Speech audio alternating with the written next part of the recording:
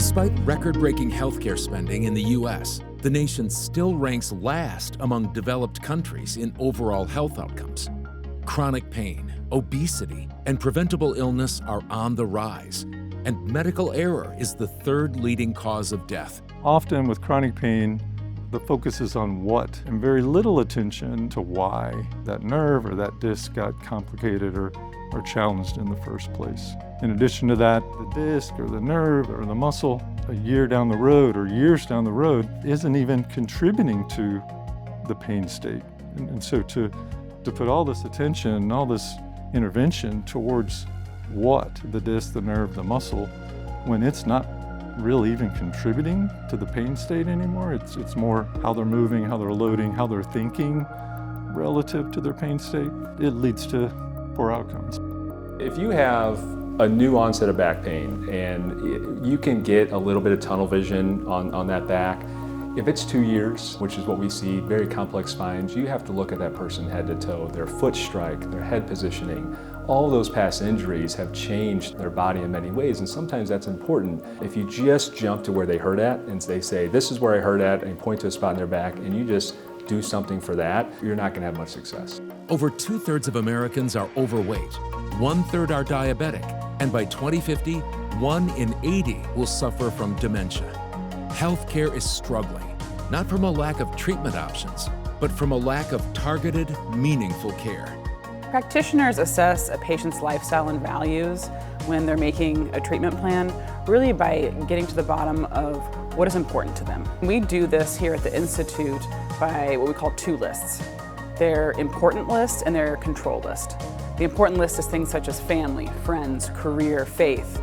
Their control lists are things such as health metrics like nutrition, training, treatment, their attitude and the way they react to things. And we really ask that the patients call upon those 2 lists, both in the short term for short-term care needs and also ongoing throughout their care process over time. We're made to move, whether it's getting hydration, nutrition to all of our joints. The nervous system needs it to recover, right? We can either stimulate the nervous system or fight or flight, or we can manipulate the nervous system toward that rest or digest. And the way we move or not move, that plays a role in that. It's important to assess an individual rather than to prescribe trendy treatments to manage your pain.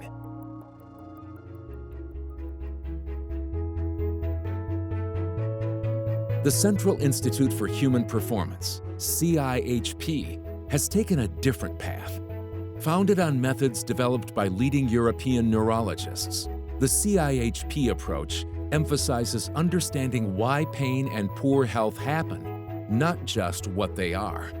My experience in Prague that led to the founding of the Institute, it was a few years out of my doctorate training. I was in practice and seeing gaps in what I was providing for patients. And across my desk comes this brochure about a neurologist from Prague teaching a course on muscle imbalance. And the fellow was named Vladimir Janda, and he filled the gap on a lot of what I knew was missing for patients. Their methodology was different than what we were doing at that time here in the US, in that they were taking time to listen, really observe, and really palpate and examine the patients. In the Western culture, we were moving more onto technologies and data and not taking as much time. I think the difference is the team.